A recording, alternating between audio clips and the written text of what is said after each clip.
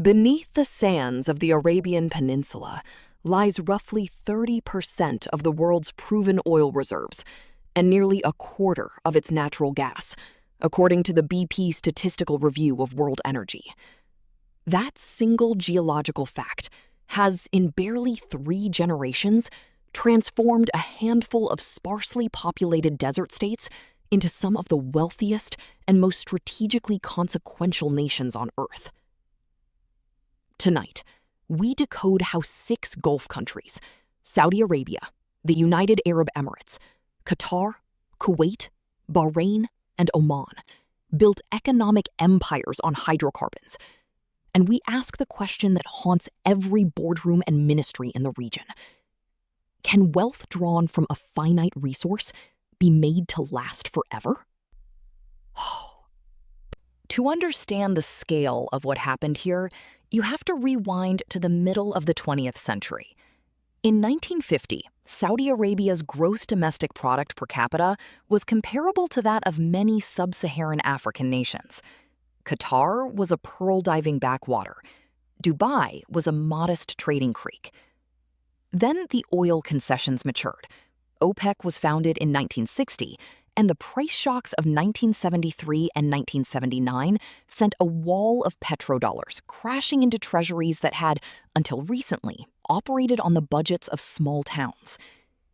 The International Monetary Fund estimates that between 1973 and 1981, the 6 Gulf Cooperation Council states collectively earned more than $1 trillion in oil revenue in today's terms.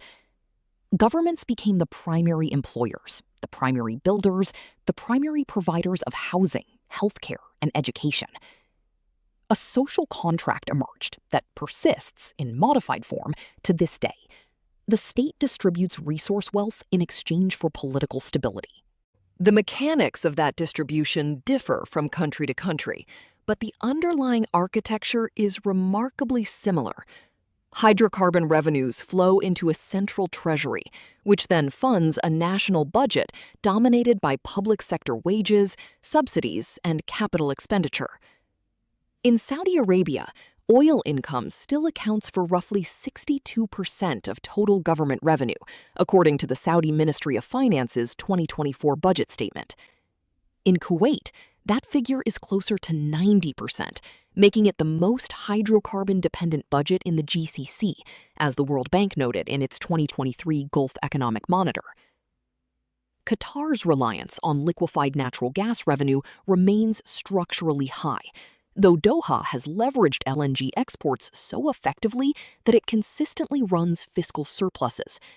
The IMF's 2023 Article 4 consultation placed Qatar's break-even oil price at roughly $43 per barrel, the lowest in the Gulf. The UAE, by contrast, has driven its non-oil GDP share to approximately 70% of total output, a figure cited by the Central Bank of the UAE, making it the most diversified economy in the Council. Bahrain and Oman sit in a more precarious middle zone. Both have relatively modest reserves, higher break-even prices, and public debt ratios that the IMF has flagged as areas of concern.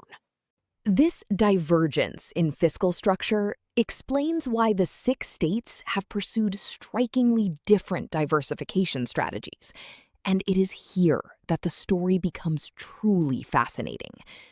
Consider Saudi Arabia first. The kingdom's Vision 2030, launched in 2016 under Crown Prince Mohammed bin Salman, is arguably the most ambitious top-down economic transformation program attempted by any petrostate in history. Its pillars include the construction of NEOM, a planned megacity on the Red Sea coast, projected to cost upward of $500 billion, according to estimates compiled by Reuters.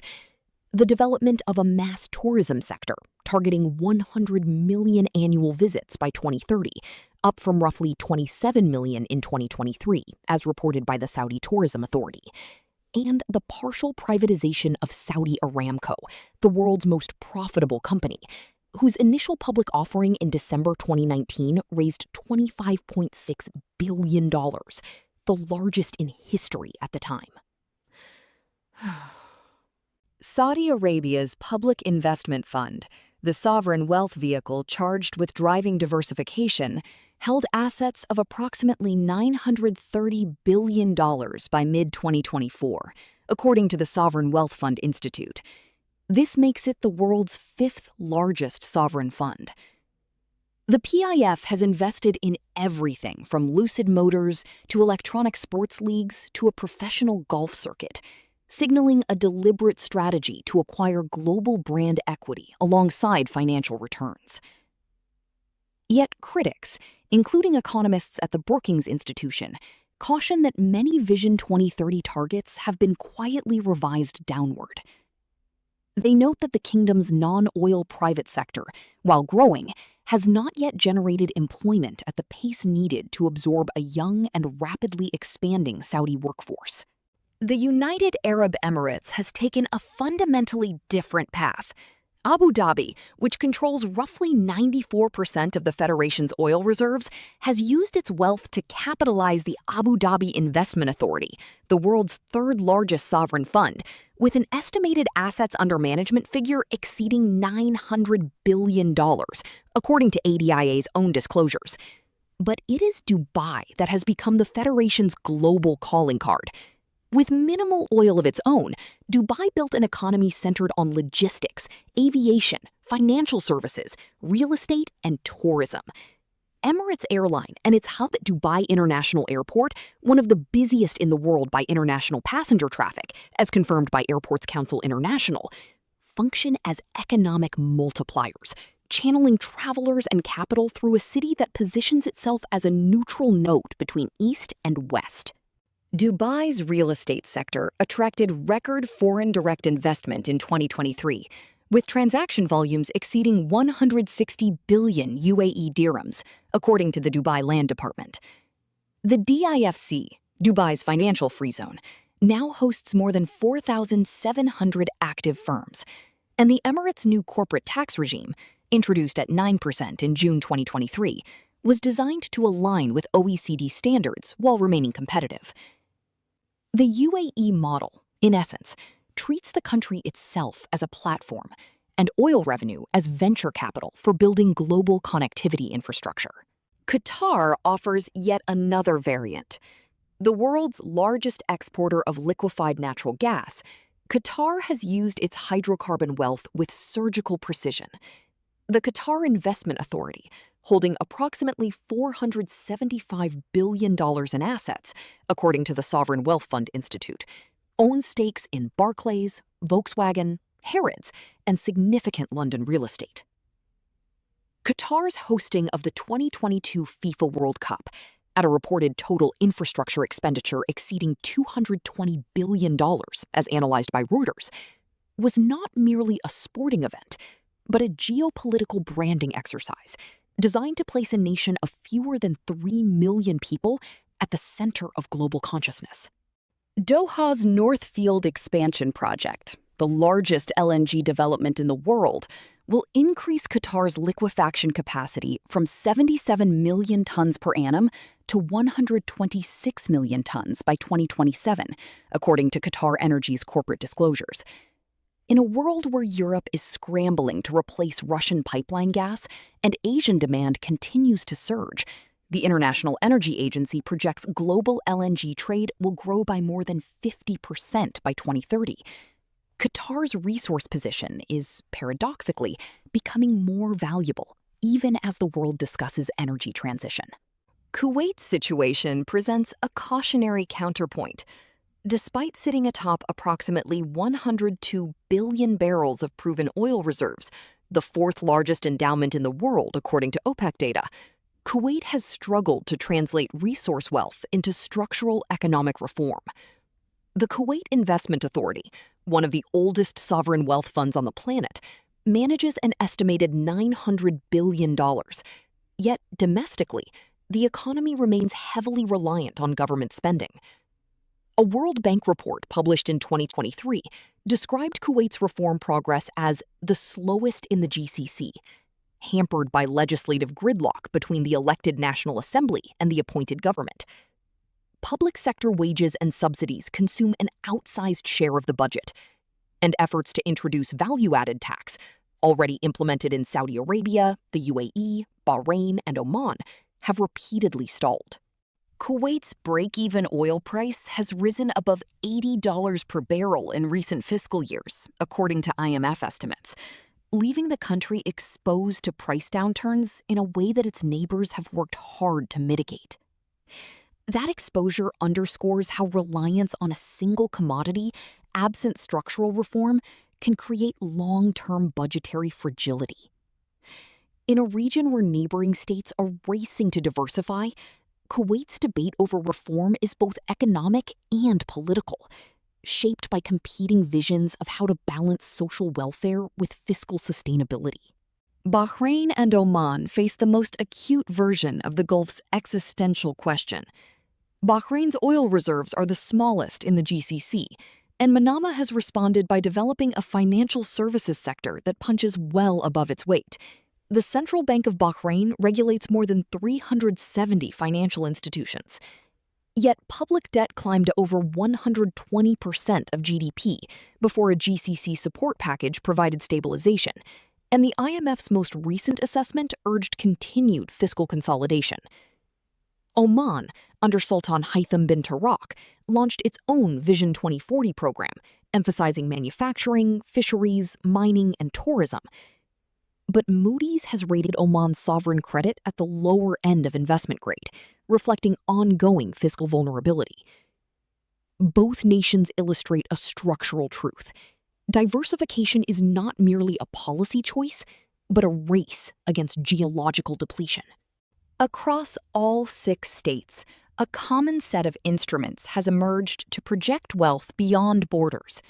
Sovereign wealth funds collectively manage more than $3.5 trillion, according to Global SWF's 2024 annual report, making the Gulf one of the largest pools of investable capital on the planet.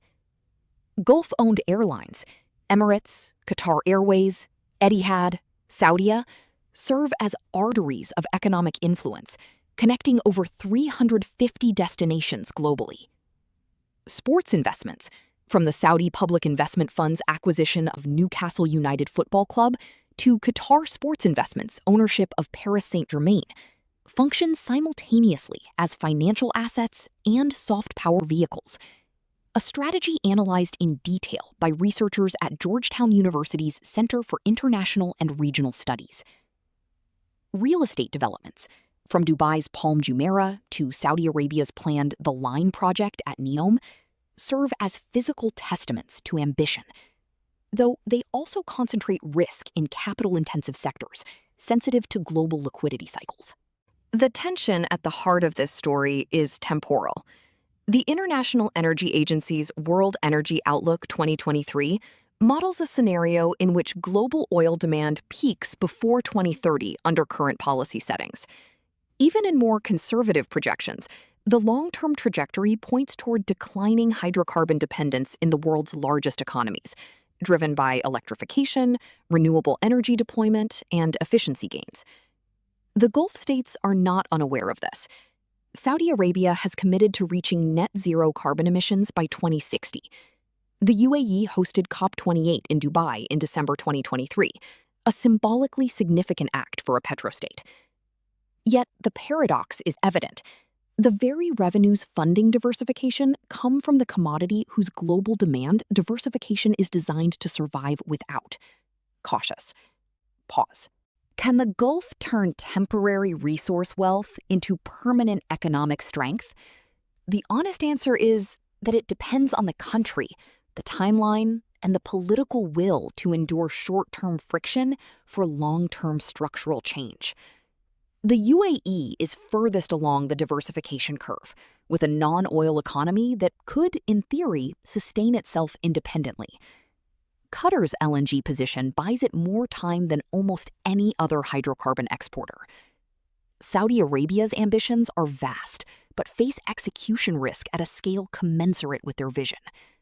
Kuwait must overcome institutional inertia. Bahrain and Oman must move fastest with the fewest resources. What is undeniable is that the Gulf's experiment matters far beyond its borders. These six nations collectively supply roughly a quarter of the world's crude oil exports. Their sovereign funds are among the largest shareholders in blue-chip Western companies. Their airlines move millions of passengers annually. Their decisions on production levels influence inflation, interest rates, and geopolitical alliances from Washington to Beijing. The question of whether the Gulf can outlast the oil age is not just a regional curiosity. It is one of the defining economic narratives of the 21st century. The resources beneath the sand are finite. The ambition above it, so far, appears not to be.